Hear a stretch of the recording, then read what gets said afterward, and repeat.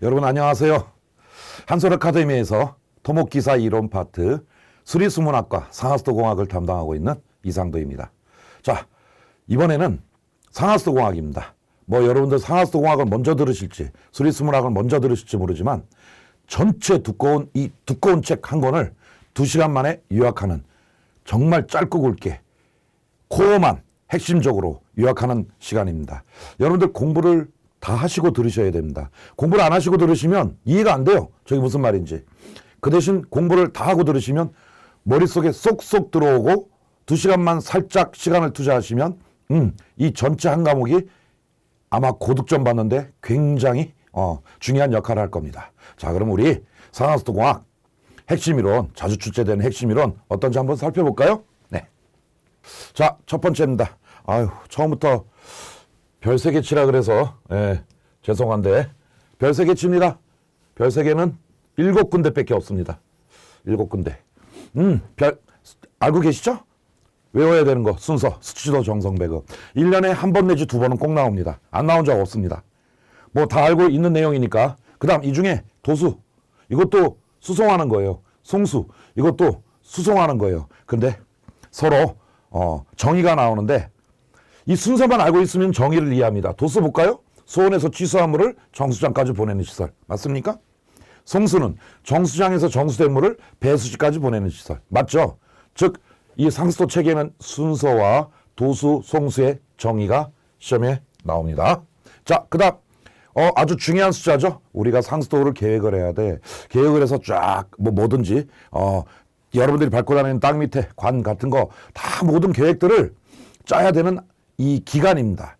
15년 내지 20년. 아주 중요한 숫자죠. 아주 중요한 숫자. 무슨 소리요? 이거 15년 내지 20년 정도가 지나면 다시 계획 후 설계해야 되는 그런 시간이죠. 왜냐하면 상수도관은 연구시설이 아니거든요. 반연구시설이라 언젠가는 누수되고요. 언젠가는 녹이 쓸고요. 언젠가는 얘네들이 노후되고 안 좋아져요. 그러면 다시 한번 결정해서 설계 후 시공하는 기간, 이거를 계획연차라 그러는데 중요한 거는 상수도는 15 내지 20년 꼭 암기합니다. 하수도는 이거 원래는 1장에 있는 게 아니라 4장에 있는 거죠. 1장에 안 있어요. 4장에 있어요. 근데 같이 공부하면 좋죠. 그래서 제가 어떻게 했어요? 제가 상수도는 15년 내지 20년, 하수도는 20년. 이렇게 암기하라 그랬죠? 예. 꼭 기억하시고요. 그러면 이런 숫자만 나오느냐? 아닙니다. 최근에 17년도에 이것도 나왔습니다. 뭐냐? 그러면 계획연한 계획연차 결정할 때 고려할 사항은 어떤 거 고려해야 되냐 이거지. 이런 거. 장비 및 시설물이 내구연한이 주철관처럼 좋은 거다. 그러면 15년이 아니라 20년 천천히 설계 후 시공해도 되고요. 그 다음 이거 한번 시설을 쫙 깔아놨는데 다음에 확장하기 편한가? 어렵나? 편하면 15년, 어려우면 20년. 이런 식으로. 그 다음 도시발전 상황과 물 사용량인데 도시가 지금 빨리빨리 발전하는가? 아니면 물 사용량이 많은가? 이런 걸 결정해서 고려해야 되는데 이거 말고 나머지가 정답이 나왔죠. 나머지가 계획연한, 계획연차 결정할 때 고려할 사항. 아닌 거 전염병 발생 상황으로 나왔습니다. 이 지역에 전염병이 발생이 상황이 어떤지 그게 상관이 있겠어요? 없죠. 그 다음 여러분들이 꼭 적어놔야 될 게 뭐냐면 요게 정답으로 나오는 경우가 있어요. 요게 정답으로 나오는 경우. 자, 이거 적으세요. 정수방법 선정 시 정수방법. 정수를 어떻게 할 것인가. 3장 선정할 때 정수방법 선정할 때 고려사항이 아닌 거. 정수는 아직 멀었고 3장에서 배울 텐데 여러분들 좀 다 배운 다음에 들으시니까 그 정수방법 선정할 때 고려할 사항이 아닌 게 도시발전 상황과 물 사용량이 정답으로 15년하고 18년도에 나왔습니다. 그 얘기는 올해 22년도에도 나올 확률이 많다는 얘기입니다. 아셨죠? 이거 잘 기억해 두세요. 정수방법 선정할 때는 도시가 발전하고 물 사용량이 많은지 이런 건 상관없어요. 물을 깨끗이 하는 거니까. 아셨죠? 요거 잘 기억합니다. 자, 다음. 그 다음 급수인구 추정법. 보통 3개를 배우죠. 등차, 등비. 그 다음 로지스틱 곡선법. 계산 문제는 2개만 나오죠. 등차하고 등비만. 등차 알고 계시죠? 등차. 피해는 B에는 요게 왜 한 줄만 있을까요? 두 줄이 있어야 되는데 이게 이거 제가 다 만든 거거든요. 이상하네. 그 파일에는 이퀄로 돼 있는데 죄송합니다. 미래 인구는 현재 인구에다가 요거 1년에 연평균 증가율이죠. 요거 연평균 증가율 있죠? 현재 인구에서 과거 인구 뺀 다음에 몇 년 지났냐. 자, 요렇게 해서 푸는 겁니다. 요거 다 알고 계실 거고. 그다음 등비급수법은 등차는 이렇게 증가하는 거죠. 등비는 이렇게 증가하는 거고. 그래서 식이 좀 틀려요. 이건 1차 함수죠. y는 ax 플러스 b입니다. 이해되시죠? 이거 y절편. 이런 거 알고 있어야 됩니다. 이렇게 어렵게 나오는 문제가 있습니다. 등비급수법은 지수함수식이네. 이렇게. 현재 인구에 인구 증가율 R이 들어가요. 근데 R이 안 주어질 때가 있어요. 인구 증가율이. 그럼 R을 따로 구합니다. 과거 인구분의 현재 인구에 T분의 1승해서 마이너스 1 한 다음에 그런 다음에 여기다 쏙 집어넣어서 푸는 문제가 최근에도 잘 나오고 있습니다. 로지스 곡선법은요. 계산 문제가 쉽지 않기 때문에 그냥 식이 나옵니다. 1 플러스 익스포넨셜의 a 마이너스 bx 분의 k. k가 뭐냐? 포화 인구입니다. 이거 말 돼요? 안 돼요? 이거 등비급수법. 안 되죠? 그 얘기는 자, 이거 로지스 곡선법은 이런 거죠. 계속 증가하지 않는다. 변곡점을 통해서 다시 꺾인다. 그래서 더 이상 이 인구 이상 증가하지 않을 거다. 이게 바로 포화 인구입니다. 그래서 포화 인구를 먼저 추정해야 되는 인구 추정 방법이 뭐냐? 너무 논리적인데 이거. 그래서 로지스틱 곡선법, 논리 곡선법이라고도 합니다. 알아두시고요. 그다음 급수량 종류 별 3개 치겠습니다. 별 칠 때는 그래도 빨간색으로 쳐야죠. 별 3개. 3개가 있습니다. 동그라미 치겠습니다. 1일 평균 동그라미. 그 다음 또 동그라미 치겠습니다. 최대 동그라미. 그 다음 또 동그라미 치겠습니다. 시간. 요 3개에 관한 계산 문제, 이론. 얘네들은 무조건 나오는 것뿐만 아니라 한 문제가 아니라 두 문제가 나오는 경우가 상당히 많습니다. 자, 그래서 1일 평균부터 보면 1일 평균 급수량. 이거는 다 아는 얘기고요. 1년 내내 사용한 양을 365일로 나누면 하루에 평균 사용량 나오지 않습니까? 예, 그래서 이런 건 잘 안 나오고요. 이 두 개가 잘 나오죠. 계산 문제 제가 자주 출제되고 자주 풀어주는 문제인데 여기는 계산 문제 풀 시간이 없으니까 이론을 공부하는 거니까 잘 기억하시고요. 중요한 거는 한 사람당 하루에 이 1일 평균 급수량이 단위 써볼까요? 하루의 평균 급수량이야. 근데 이게 한 사람당 하루의 평균 급수량 곱하기 급수인구를 해야 돼. 당연히 맞죠? 한 사람이 사용한 양에다가 인구 다 곱하면 되잖아. 근데 중요한 거는 이 급수인구 때문에 애들이 틀리죠. 급수인구 어떻게 되나 볼까요? 급수보급률 곱하기 총인구. 뭐라고요? 급수보급률 곱하기 총인구 하셔야 돼요. 총인구. 근데 시험에 나오면 학생들이 총인구만 쓰고 말아. 그래서 틀려. 그러면 안 돼요. 급수보급률에 총인구 곱해야 돼. 급수인구. 이해되셨죠? 급수보급률이 뭐야? 대한민국은 90%가 넘어요. 총인구 5천만 명이거든요, 지금. 그중에 급수인구가 몇 천이다. 그러면 급수보급률 나오죠? 실제로 수돗물의 혜택을 받는 인구입니다. 근데 수돗물의 혜택을 받지 않은 인구도 있죠, 있기는. 그 인구는 빼고. 왜? 그 분들은 계획 세우는데, 상수도 계획 세우는데 해당이 안 되거든요. 이해되셨어요? 예, 그럴 때도 있고요. 또 일일 평균 급수량은 최대 급수량에 평균이 많아요, 최대가 많아요? 최대가 많죠. 그래서 평균은 최대에 1보다 작은 수를 곱합니다. 이걸 부하율 또는 유효율이라 그럽니다. 부하율 또는 유효율이라 그럽니다. 유효율, 부하율. 가볍게 알아두세요. 중소도시 70%, 대도시 공업도시 85%. 이해되시죠? 왜? 대도시 공업도시는 물 사용량이 많으니까 평균하고 최대하고 별 차이 없어요. 근데 중소도시는 대도시보다는 작으니까 평균은 최대 70%밖에 안 돼요. 즉 한번 사용할 때 확 사용했다가 너무 편차가 심한 거죠. 이해되셨죠? 자, 그 다음 일일 최대 급수량 보겠습니다. 얘네들은 나오는 게 많죠. 일단 여기 부분이 엄청 잘 나옵니다. 상수도 시설의 설계 기준이다. 즉 정수장 설계하려고 한다. 도수시설, 송수시설 설계하려고 한다. 치수시설 설계하려고 한다. 그럼 무조건 일일 최대 급수량으로 설계합니다. 무지 중요하고요. 배수는 아니에요. 배수는 아니에요. 잘 기억하시고요. 그 다음 얘도 계산 문제 똑같이 일일 평균하고 똑같이 일일 최대는 한 사람당 하루에 최대 급수량 곱하기 급수인구. 그 다음 반대로 생각하면 되죠. 아까 일일 평균이 일일 최대 얼마였어요? 중소도시 0.7, 대도시 0.85. 그럼 반대로 생각하면 되지. 그럼 최대는 평균에. 자, 평균이 아까 최대 뭐라고요? 평균이 최대 0.7이었잖아. 중소도시 기준으로 할게요. 그럼 최대는 어떻게 돼? 요 최대는 평균 나누기 0.7이 되지. 그럼 1 나누기 0.7이 얼마냐? 1.43이에요. 그래서 1.43으로 여기 힘드니까 그냥 1.5로 하겠습니다. 1.5 중소도시. 그 다음에 대도시는 1.3. 그래서 1을 최대는 1을 평균에 중소도시 1.5 대도시 1.3인데 이런 거를 첨도율이라고 그럽니다. 아주 중요하죠. 대도시는 어때요? 대도시는 아무래도 평균하고 최대하고 차이가 별로 없으니까 첨도율도 1.3 한 30% 차이. 최대가 평균에. 근데 중소도시는 어때요? 차이 컸죠 아까? 차이가 많으니까 최대는 평균하고 와 1.5배 차이. 장난 아니다.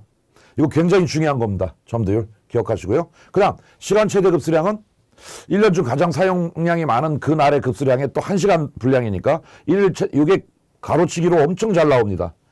엄청 잘 나옵니다. 기사, 산업기사 둘 다. 1일 최대 급수량을 24시간으로 나눕니다. 그게 끝이 아니죠. 왜? 이게 뭐라고요? 1년 중 사용량이 가장 많은 그 한날의 시간에서 1시간 그 급수량이거든요. 그러면 몇 시간 똑같아요? 아니죠. 0시부터 24시까지 다 틀리죠. 자, 그래서 1일 최대 급수량을 24시간으로 나누어 아까 배웠던 대도시, 중소도시, 농어촌 1.3에서 1.8의 숫자를 곱합니다. 여기는 별 3개짜리라 상당히 오랫동안 했습니다. 제가 별 3개짜리라. 자, 수원의 종류 너무 쉽죠? 크게 지표수하고 지하수 있죠? 지표수 어떻게 외우라 그랬어요? 하오죠. 하천소소수, 저수지수. 맞죠? 지하수 어떻게 외우라 그랬어요? 지하수? 천심용복. 아, 우왕청심한 복용해야지. 너무 떨려 시험 보는데. 우왕청심한 복용. 이렇게 암기하라 그랬죠? 자, 그 다음 또 지하수는 지표수에 비해서 경도가 높아서 시험에 어떻게 나오죠? 비눗물이 잘 안 풀려. 그죠? 경도가 왜 높다고 배웠어요? CO2가 많아서. 지하수가 지표수에 비해서 CO2가 많아서 경도가 높아요. 자, 그렇게 해서 알아두시고. 그 다음 복류수에 대해서는 좀 이따가 또 나올 겁니다. 너무 중요해서.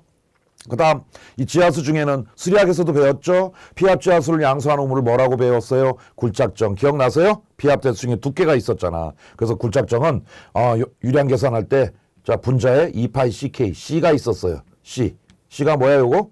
피압대수 중에 두께입니다. 잘 기억하세요. 그 다음 자, 이제 수원 선정시 고려할 사항인데 이것도 상당히 많이 나오죠. 이 가나다가. 자, 최대 가수기에도 유량이 확보 가능해야 돼. 즉, 비가 안 오고 맑은 날이 계속 지속되는 그 와중에도 물량이 많아야 이런 가수기에도 물량이 많아야 수원지로 선정이 된다는 얘기지. 이 갈자 대신에 평수기로도 시험에 나오고요. 홍수기로도 시험에 나와. 다 땡! 알겠죠? 그 다음 수원 선정할 때 고려할 사항 제가 서울 경기권을 책임지는 팔당댐으로 얘기했죠. 팔당댐은 어떻게 해야 돼요? 높고 가까운 곳에 있어야 돼요. 뭐라고요? 가까운 곳에 있어야 돼요. 근데 멀리 있다 그래서 틀린 정답으로 잘 나오고요. 높은 곳에 있어야 돼. 근데 낮은 곳에 있어야 된다라고 해서 틀린 정답으로 잘 나오죠. 이해되셨죠? 자, 이 갈수기가 뭐냐? 1년 중 355일은 그 수위하고 수량을 유지하고 있어야 돼요. 꼭 알아두세요. 열을 빼고 다야. 근데 시험에는 이거보다 저수위가 많이 나오죠. 수리학에서도 배웠죠?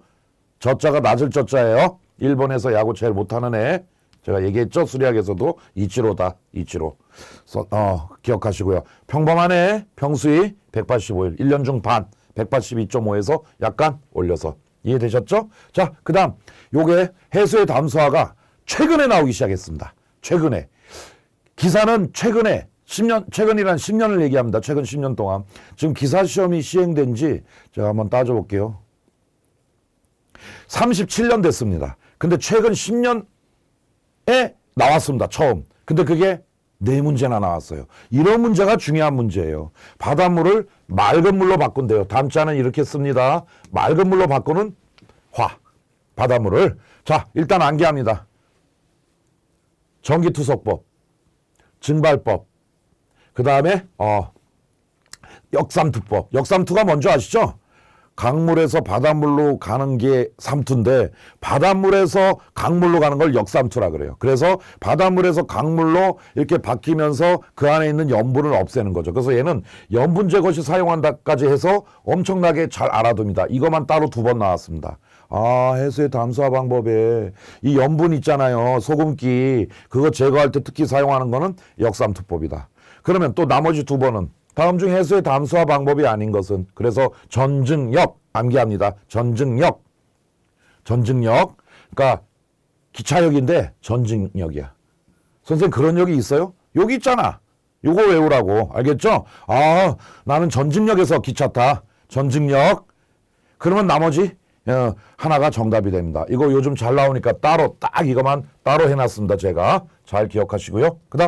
그다음 자 이제 하천수 취수 시설이 있습니다. 자 여기서 알아둬야 될 거는 숫자입니다. 얼만큼 취수해야 되느냐? 얼만큼? 자 원래 우리가 취수해야 될 1일 최대 급수량의 5 내지 10%는 더 취수해야 돼. 이유는 시험에 안 나옵니다. 예전에 한번 나왔어요. 왜냐 도수할 때 송수할 때 손실이 생기거든요. 여기 없죠? 시험에도 안 나와요. 하도 오래전에 나와서 안 나올 거예요. 그 다음 정수장에서 정수 다 끝나면 그대로 물이 송수하느냐? 아닙니다. 역세척수가 있어요. 이 역세척수 때문에 처음부터 그냥 취수할 때 5 내지 10%더 취수해요. 1급은 즉 기사는 1급을 기사라고 한다 그랬죠. 제가 기사는 이거 계산 문제로도 나오니까 암기해 두세요.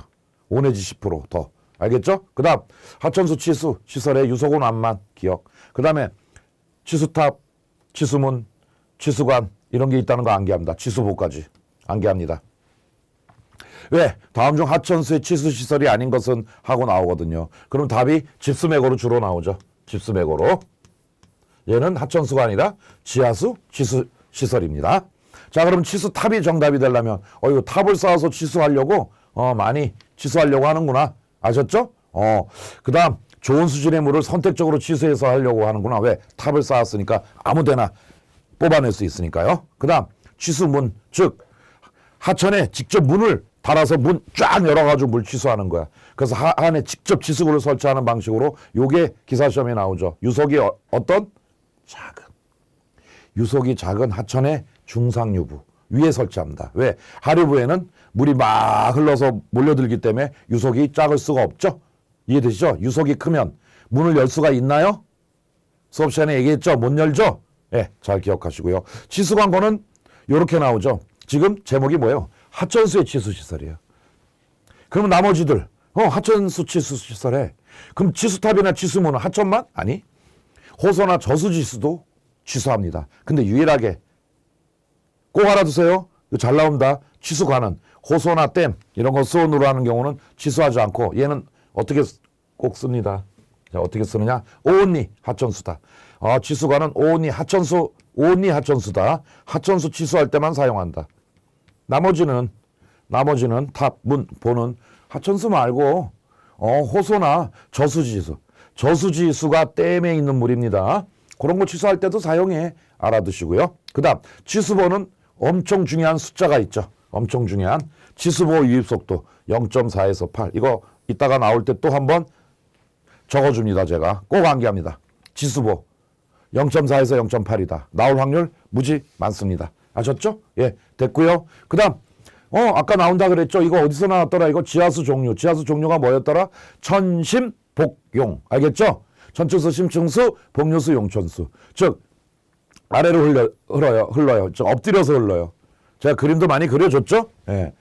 엎드려서 흘러가지고 거기 왜 엎드려서 흐르냐? 거기가 특히 자갈층, 모래층이 많아요. 자갈하고 모래가 많아. 그럼 밑으로 내려갔다가 위로 올라간다 그랬죠? 그래서 요거를 엎드려 흐른다 그래서 복류수인데 복류수 취수는 뭘로 해요? 집수매거. 집수매거 아시죠? 어떻게 생겼어요? 이렇게 생겼죠? 그래서 복집이라고 암기하라 그랬죠? 복집. 복집이 몇 명이 들어간다? 3명이. 자, 유입속도가 있거든요. 1로. 3cm per 초. 복집에 3명이 간다. 요 직경이 잘 나오죠? 요거. 10 내지 20. 10 내지 20은 우리 상하수도 공학에 4군데 잘 나오는 게 있는데 오늘 처음 나왔나? 좀 이따가 또 나오는데 예, 여기서 그래서 여기 좀에서 4개를 다 알려줘야 되겠네요. 예. 자, 10 내지 20이라는 숫자가 정답으로 잘 나오는데 요게 다 기사에만 나옵니다. 산업기사 안 나옵니다. 2급에는 요게 4군데 잘 알아둬야 돼. 자, 일단 여기 나올 때 알려드릴게요. 자, 복류수는 이렇게 알아두시고요. 그 다음 침사지. 사자가 뭐예요? 모래사자입니다. 모래 같은 거 걸러야 이 모래가 들어가면 그 정수장에서 펌프로 물 끌어올릴 때 어떻게 돼요? 모래가 들어가면 기계가 고장나죠. 그래서 모래를 가라앉혀야 되는데 이게 굉장히 중요한 거예요. 모래가 가라앉히는 게. 그래서 이 재원이 시험에 아주 잘 나옵니다. 얼만큼 가라앉힐 때 얼만큼 체류 시간이 필요하냐? 10 내지 20분. 또 10 내지 20인데요. 10 내지 20 좀 이따가 다 정리해 드리죠. 그 다음 모래 가라앉히는데 평균 유속 2 내지 7. 유효수심도 또 정리해야 되는데 야 이거 정리할 게 많네요. 자 그럼 여기 공간도 많겠다. 정리 좀 할게요.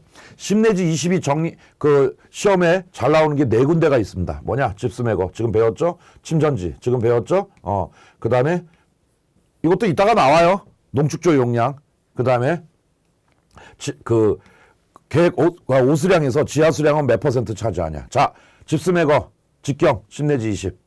침사지 체류시간 10 내지 20분. 그 다음 3장 마지막 부분에 나옵니다. 농축조의 용량, 즉 하루에 몇 킬로그램 제거되느냐 이거지. 그 상수 슬러지가 10 내지 20킬로그램 제거됩니다. 그 다음 지하수는 오수량에서 일일 최대 오수량의 몇 프로 차지하느냐. 10 내지 20% 차지합니다. 이거 꼭 외웁니다. 저는 앞자로 외웠습니다. 앞자로 외웠습니다. 꼭 기억하세요. 그 다음 유효수심도 또 외울 게 있습니다. 유효수심 아시죠? 침사지 정도 만들려면 유효수심 3 내지 4m면 상당히 높은 거예요. 자, 유효수심도 암기합니다. 자, 3, 4, 5, 6 쓰시고요. 3, 4, 5, 6 쓰시고요. 5, 6. 여기서 유효수심 꼭 외우셔야 돼요. 자, 요게 침사지 3, 4. 3호는 작수정 쓰세요. 외우세요. 3, 4, 3, 5 외웠어요? 침착해. 침착. 그 다음 4, 6, 3, 6 암기하겠습니다. 뭐라고요? 3, 4, 3, 5 외웠어요. 침착. 그 다음에 4, 6, 3, 6 외우겠습니다. 4, 6은 활성 슬러지법입니다. 활성만 쓸게요. 그 다음 3, 6은 배수지입니다. 배수지. 침착하세요. 할배라고 암기했죠 제가? 할배는 경상도 사투리로 할아버지를 뜻합니다. 자, 3, 4, 3, 5, 4, 6, 3, 6. 침착, 활배. 꼭 기억합니다. 아셨죠? 예. 다음, BOD에 관한 거. 자, 수질. COD. 주로 배우는데, BOD를 주로 배우죠. 왜? 계산 문제도 나오니까. 정의도 엄청 중요한 거 아세요? 20도씨. 요거 중요하죠? 5일간. 요거 좀 비켜봐. 5일간 엄청 중요하죠? 3일간으로 시험 문제 나온 적이 있어요. 하천에서 물을 떠와서 우리 실험실에 있는 인큐베이터 안에 20도씨 맞춰놓고 5일 동안 놔둡니다. 그러면 그 안에서 미생물들이 유기물 섭취 분해할 때 소모되는 용존산소의 양으로 나타나죠. 그래서 수중에 무기물이 아닌 유기물의 양을 나타내는 지표로 사용해. 그래서 바이오케미컬, 생물학적 산소 용량이라고 하죠. 이건 또 계산 문제가 엄청 잘 나오는데 기사는 잔존도 나오죠. 산업기사는 안 나옵니다. 잔존 BOD 공식. 다 외워야 되는 거 아시죠? 요게 뭐야? 요게 최종 BOD, 극한 BOD입니다. 가장 5일이 아니라 10일, 20일, 한 달 정도 가면 어느 정도 산소가 소모되겠냐. 그 양입니다. 그래서 공식 기억하시고요. 그래도 뭐니 해도 BOD 공식은 이거죠. 뭐니 해도 외우세요. 자, 극한 BOD에 1-10의 -K1T. K1은 여기서 탈산소 개수야. 근데 시험에 상용대수, 그 다음 베이스 10이다 그러면 요걸로 푸시고요. 다 알려줘요. 시험에 자연대수다. 그죠? 그 다음에 베이스 2로 써라. 그러면 요걸로 풀이하는 겁니다. 굉장히 중요한 공식이죠. 어이고 이거 뭐 학교에서는 3시간 배우고요. 학원에서는 이거 가지고 거의 4, 50분 배우는데 여기서는 5분 만에 끝내네요. 그죠? 자, COD는 이제 화학약품. 왜? 미생물 이용 못해요. 왜? 상태가 안 좋아요. 폐수 또는 해수라고 적으세요. 상태가 안 좋은 물은 미생물 투입해서 미생물이 유기물 섭취 분해할 때 소모되는 용존산소의 양을 못 구합니다. 그래서 화학약품 뿌려서 화학약품이 소모가 많이 되면 수질이 안 좋구나. 화학약품이 소모가 조금 되면 수질 좋구나. 이렇게 판단합니다. 얘는 시험에 나오는 게 어떤 게 나오냐면 시험 시간이 있습니다. BOD는 5일을 기다려야 되죠. 그저 하천에서 물을 떠와서. 근데 얘는 화학약품 투입해서 좀 기다렸다가 다시 화학약품이 얼마나 소모되는지. 즉 시험 시간은 암기는 하지 마시고요. 즉 거의 수업 시간이죠. 우리. 수업 시간 하루에 끝납니다. 그래서 BOD에 비해서 시험 시간이 짧다. 이게 시험에 나왔죠. 잘 기억하시고요. DO는 좋은 거예요? 나쁜 거예요? 좋은 거죠. COD나 BOD는 값이 크면 안 좋은 거죠. 이해되시죠? 왜? 얘는 용존산소량. 산소가 있네. 물속에. 이게 값이 커? 그럼 좋은 거죠. 그죠? 그래서 얘는 BOD, COD, 부유물질 이런 거랑 반비례합니다. 즉, DO 농도가 높으면 BOD, COD, SS 농도는 낮다. 이해되셨죠? 예. 얘는 쉽죠? 왜? 수온 따져봅시다. 자, 한번 생각해 봅시다. 차가운 물이 더 좋겠어요? 따뜻한 물이 더 좋겠어요? 차가운 물이 용존산소가 더 많이 용해되어 있습니다. 아셨죠? 네, 자, 그래서 요것도 잘 알아두시고요. 자, 요게 유기물의 농도값이 최근에 3번이나 나와서 아주 중요합니다. 몇 년도인지 알려드릴까요? 제가 최근에 3번은 확실한데 기억이 안 나네요. 자, 유기물의 농도값이 빨리 찾아야 되는데 못 찾네요, 지금. 13, 18, 20입니다. 그러면 상당히 중요한 거네요. 그전에는 나온 적 없습니다. 그런 문제가 제가 중요하다 그랬죠. 기사시험이 시행된 지 37년이 됐는데 그전에는 안 나오다가 최근 10년 전부터 잘 나오더라. 근데 한두 문제가 아니라 3문제까지 나왔다. 그러면 굉장히 중요한 문제입니다. 이거는 Theory Oxygen Demand다 그래서 요거만 외우면 맞출 수 있습니다. 왜? 순서거든요. 처음 것만 외우면 맞출 수 있습니다. COD, BOD보다 이 Theory COD, BOD보다 Theory가 뭔지 아시죠? 이론입니다. 이론상의 옥시전 디맨디드, 용존산소량. 이 TOD 값이 가장 크게 발생이 됩니다. 똑같은 상황에서 농도를 측정해도. 요거 중요하니까 잘 알아둡니다. 자, 그 다음 먹는 물 수질 기준 나왔네요. 그죠? 여기서 또 뭐가 나오죠? 대장균. 대장균은 100ml. 100ml가 어느 정도냐면 조그만한 우유 있죠? 그게 200ml짜리예요. 그거의 반. 그 정도의 물을 딱 떴을 때 대장균을 쫙 봅니다. 현미경으로. 거기에 한 마리도 검출되면 안 됩니다. 요게 숫자로 시험에 나왔죠? 100ml 중에 검출되지 않아야 된다. 또 시험에 나오는 게 있죠? 그럼 왜 대장균을 검사하냐? 다른 거 중에. 세균도 있고 많은데. 얘가 다른 균보다 저항력이 강해요. 강하니까 100ml 중에 한 마리라도 있으면 안 되지. 그거 먹으면 어떻게 돼요? 우리 어른들은 괜찮아요. 20대 청년들은. 애들이 배가 막 아프고 막 설사해요. 아셨죠? 그 다음 요걸 또 특히 대장균은 종류가 많아요. 살모넬라균, 네지오넬라균, 5157균, 황색 포도상구균 이런 것들, 즉 이런 병원체의 존재 추정이 가능하기 때문에 이 마침 먹는 물 수질 기준에서는 대장균을 지표로 사용합니다. 아셨죠? 잘 기억하시고요. 그 다음 이 먹는 물 수질 기준에는 상당히 많은 게 있죠. 뭐도 있어요? 불소 기준, 암모니아성 질소 기준, 질산성 질소 기준. 근데 시험에 나오는 것만 얘기하면 자, 색도부터 암기합니다. 색도는 몇 도? 21년도에 나왔습니다. 5도. 그 다음 탁도는 몇 도? 이거는 예전에 나왔지만 암기합니다. 탁도는 1도. 예전에는 2도로 나왔는데 요즘 바뀌었어요. 자, 그래서 어떻게 암기하라 그랬어요? 색, 오, 탁, 1. 색, 오, 탁, 1로 암기하라 그랬어요. 근데 이번 시험에 21년도에 다음 중 틀린 말은 먹는 물 수질 기준에서 색도는 2도다. 땡! 5도다. 색, 오, 탁, 1. 암기하세요. 색, 오, 탁, 1, 색, 오, 탁, 1, 색, 오, 탁, 1. 암기하세요. 자, 그 다음에 또 시험에 나온 게 있죠. 탁도의 기준.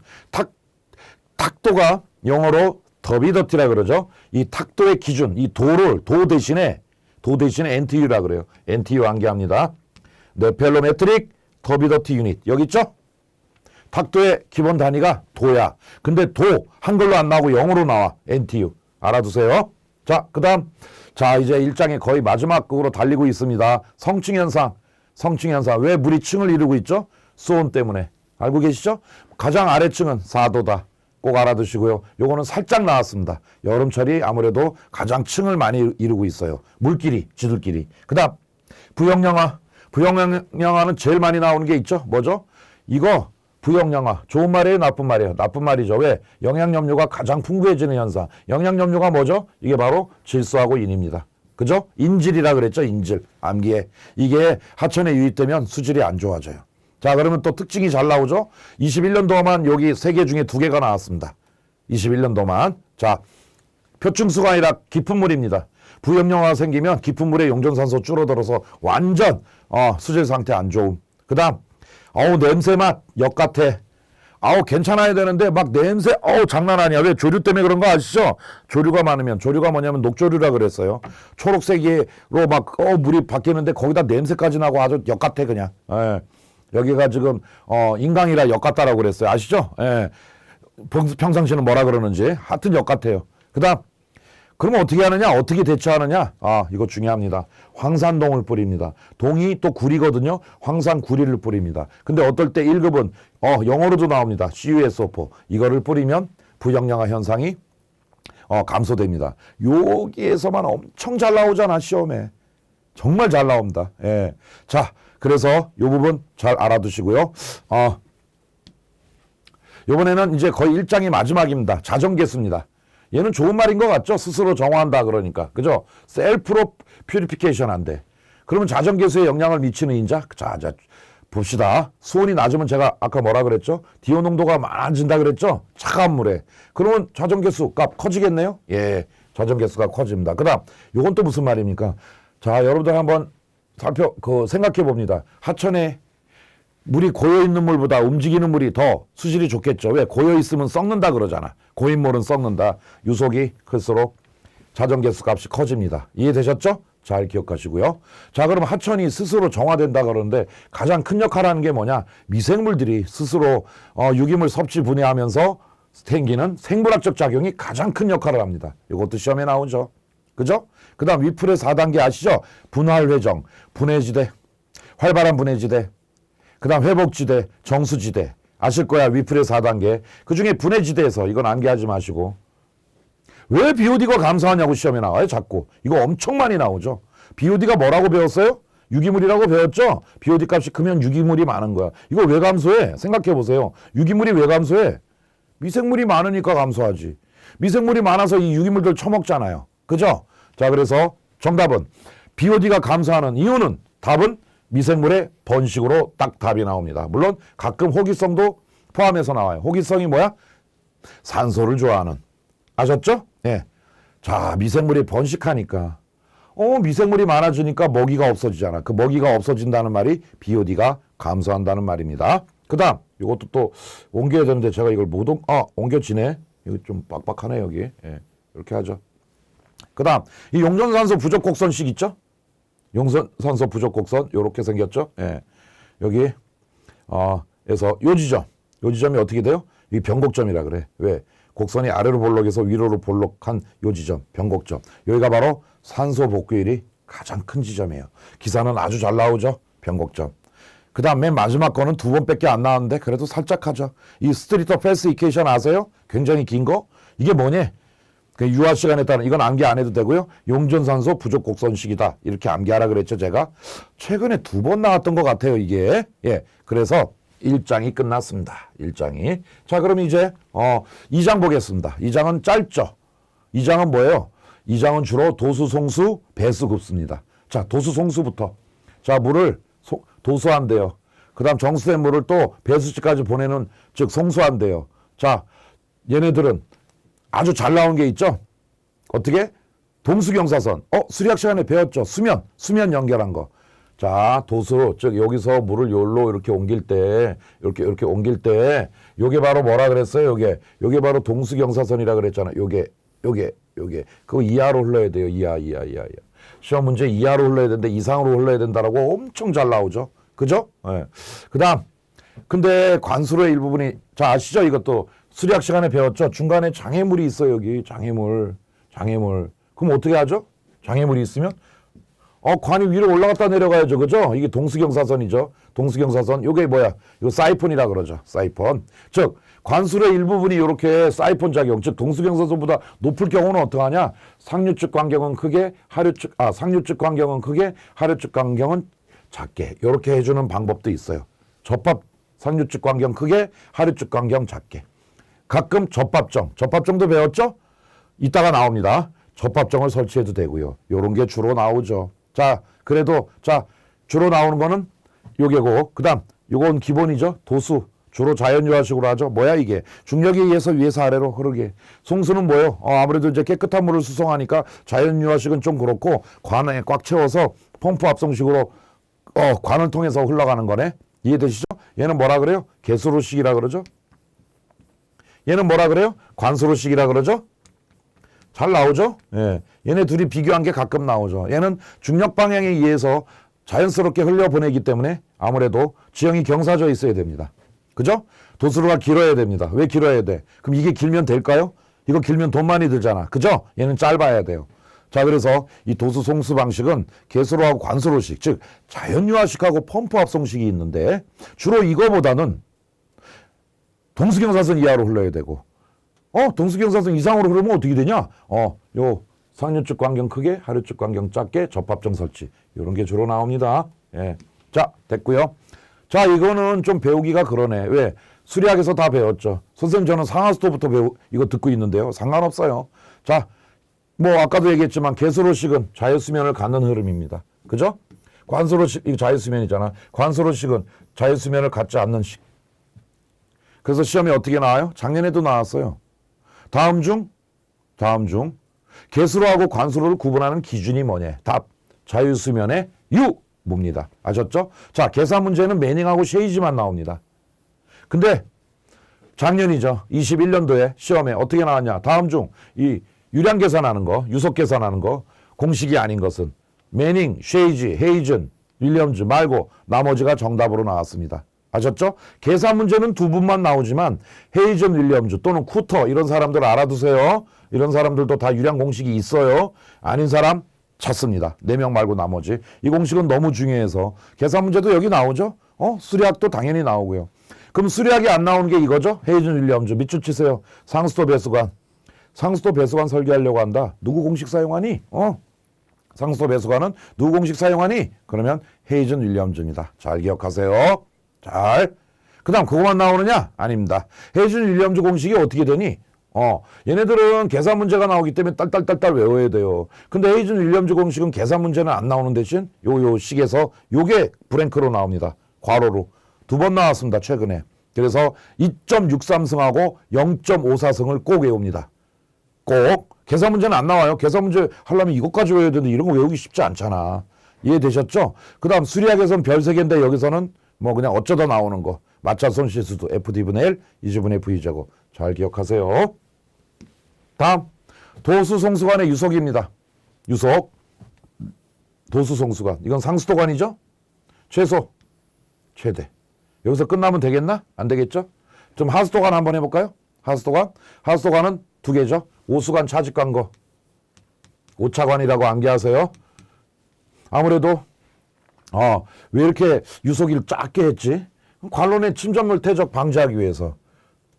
이거보다 더 작으면 퇴적이 돼요. 더 크게 해야 돼. 근데 이 오수는 어때요? 차직관이랑. 이거보다 더 더러운 물인데 그러면 최소 유속을 좀 더 높입니다. 알겠죠? 최대는 똑같고요. 그 다음 우수관, 함유식관. 얘는 뭐야? 빗물을 수송하는 거 아니야. 빗물 안에는 뭐가 있죠? 진흙도 있고 막 이거 토사물이 있는데 그거 흘려보내려면 쉽지 않은데 그래서 오수관, 차직관 거보다 더 높이 합니다.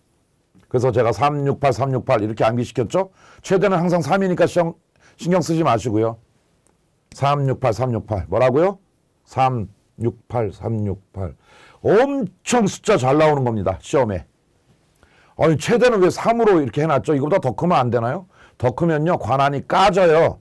관안이 너무 세게 흐르면 그걸 유식하게 마모된다 그러죠. 마모 방지하기 위해서 3 이런 것들도 다 시험에 나옵니다. 아셨죠? 아까 그 관수로 또는 도수로의 일부가 동수경사선 위에 있을 때 대책 상류축 광경은 크게 하고 하류축 광경은 작게 하고 중간에 접합정도 설치한다 그랬죠. 요게 또 시험에 잘 나오죠. 밑줄칩니다. 수도를 감쇄, 수압을 조절. 요거 암기합니다. 접합정 중간에 관이 쫙 가는데 너무 지루해. 이러면 오히려 더 안 좋아요. 중간에 접합정을 설치합니다.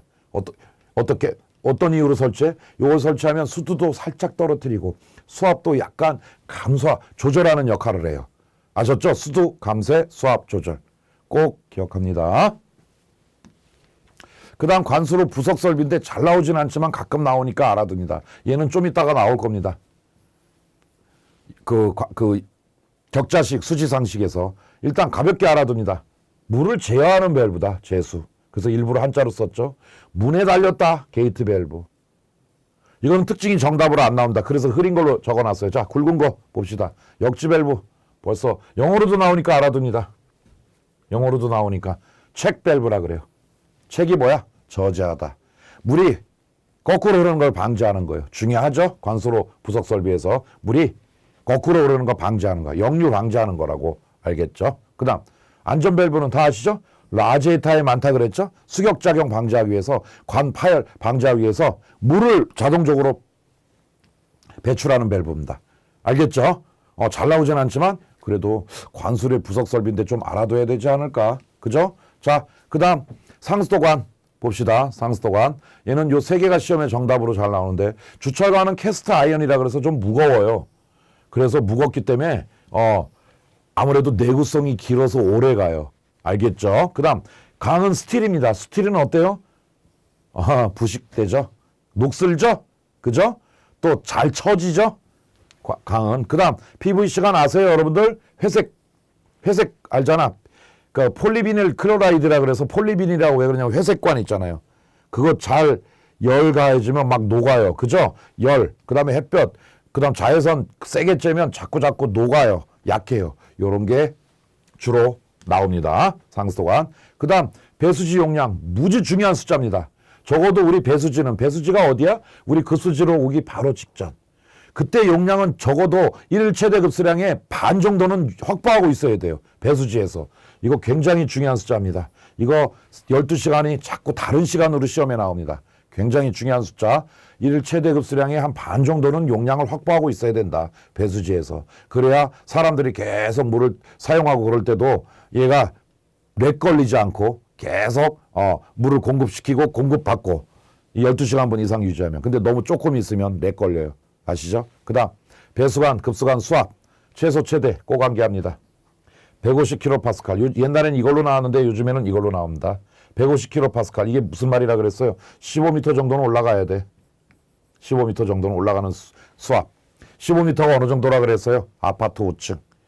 요거는 절대 불변. 근데 이게 계속 바뀌어서 나옵니다. 예전에는 400으로 나왔다가 450 나왔다가 이제 700까지 올랐네. 700은 70m. 70m가 아파트 한 23층 정도 되거든요. 이건 계속 올라갈 겁니다. 그죠? 왜? 30몇 층 사는 사람도 있잖아 지금. 그 사람들은 어떻게 하려고? 걔네들도 물 공급받아야 되는데 물이 올라가다가 아이고 힘들어 물 올라가다가 수압이 딸려 그래가지고 안 올라가면 안 되잖아. 그죠? 이건 계속 높아져요. 요거는 절대 불변이고요. 그래서 잘 나옵니다. 숫자가.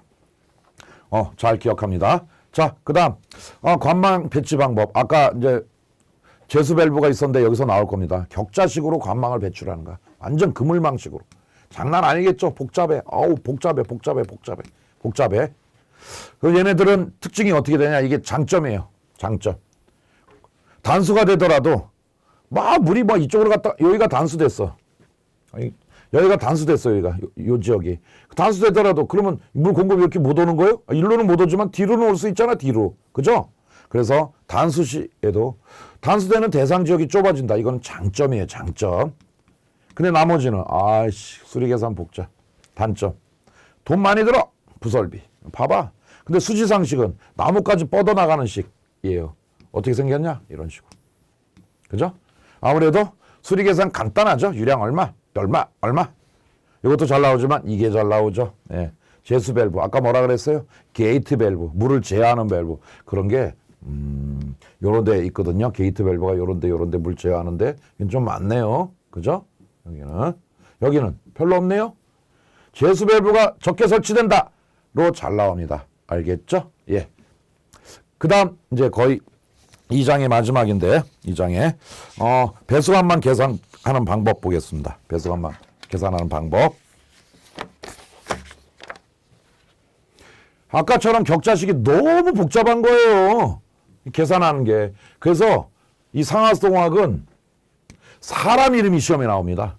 이 복잡한 걸 계산했대. 누가? 하디크로스가. 배수관망을 계산한 방법. 선생님 이거 수리학에도 있었던 것 같은데요. 맞습니다. 수리학 상하수도에 동시에 나오는 유일한 사람입니다. 이런 복잡한 배수관망 해석을 누가 했다고? 하디크로스. 꼭 기억합니다. 이거는 뭐냐? 시행오차법이라고 수업 시간에 배웠죠? 그 다음 근사치 해석이에요. 이거 정확한 계산 아니에요. 이거 조심하세요. 1급. 정확한 계산 방법이다. 근사치 해석이다. 거기다가 또 가정조건도 잘 나오죠? 선생님 가정조건 수리학에도 나왔던 것 같은데요. 맞습니다. 수리학에도 나옵니다. 자, 여기서도 똑같죠. 그중에 또 하나만 하고 가죠. 뭐예요? 와, 여기 물 장난 아니게 돌아. 이 안에서 탁탁탁탁탁탁. 근데 이게 장난 아니게 도는데 멈추면 어떻게 돼요? 계산하기 힘들어요. 그래서 아주 중요한 말. 일단 분기점 또는 함유점에 유입하는 물은 그 점에서 정지하지 않고 다 유출됩니다. 이게 정지하면 계산이 무지 힘들어요. 그래서 얘가 굵은 줄로 밑줄까지 쳐놨네요. 그죠? 근데 시험에는 어떻게 나와? 하디크로스 관망 해석에서 틀린 말은 분기점 함유점에 유입하는 수량은 일단 정지 후 모두 유출한다. 이렇게 나와요. 정지하지 않아요. 아셨죠? 예, 됐고요. 그 다음 등치관. 예, 정의가 시험에 나옵니다. 다음 중 등치관이 뭐냐고 시험에 나와요. 수도 손실은 같아야 됩니다. 직경은 달라야 됩니다. 무슨 소리냐? 가다가요. 직경이 달라져요. 그럴 때가 있어. 이게 L1이야. L2를 얼마로 정해야 되느냐 이거죠. L2를. 직경은 D1이야. 여기 D2고. 자, 여기 1점이나 2점이나 수도 손실 같게 해야 돼요. 관에서 물이 흐르게 하려면. 이해되셨죠? 근데 직경은 틀려. 어떻게 하지? 그게 바로 등치관이고요. 계산 문제도 나오는데 이게 21년도에도 또 나왔습니다. 작년에도. 이 L2 산정하는 거예요. 이거 주어져요. D1, D2. L1도 주어지고 4.87승 하면 주어지는데 이게 잘 나오는 편이다. 그 다음 도류벽이 뭐예요? 제가 수업 시간에 그림 그리면서 알려줬죠? 정체부가 생기지 않게 만드는 벽. 물에 배수지에서 꼭 기억합니다. 제가 그림도 그려줬는데 여기는 시간이 없어요. 자, 급수 방식. 자, 1장 거의 이제 끝날 때 됐습니다. 2장. 급수 방식. 직결식하고 탱크식인데 자, 물탱크 먼저 봅시다. 물탱크 왜 만들죠? 수압이 부족하니까. 수압이 부족한데 왜 생기죠? 왜 만들죠? 수압이 부족하면 수돗물 틀면 물 안 나오잖아. 그러니까 탱크에 물 좀 저장해 놔야지. 이해되셨어요? 부족한 경우에 사용합니다. 그럼 직결식은 다이렉트로 쏘니까 수압이 충분한 경우 만듭니다. 탱크식은 또 잘 나오는 게 있죠. 이게 잘 나옵니다. 물탱크 왜 만들어? 홍수 났어요. 그러면 물 공급이 안 되잖아. 요런 제시에 물탱크식. 그 다음에 물이 단수됐어요. 단수가 뭔지 아시죠? 가끔 아파트에서 이런 일이 일어나죠? 관 청소한다고 단수합니다. 그럼 물 좀 모아놔야죠, 목욕탕에. 이해되시죠? 그게 바로 탱크입니다. 물탱크식. 이해되셨죠? 또 물 감수 시에도 잘 기억하시고요. 요게 엄청 잘 나와요. 그 다음 급수관. 우리가 물 공급받는 관이 땅 밑에 매설되어 있겠죠? 그러면 다른 매설물 관은 좀 신경 써서 그 자 30cm 자 있죠? 그 정도 이상은 간격을 벌려놔야 됩니다. 아셨죠? 자, 그래서 2장까지 마치도록 하겠습니다.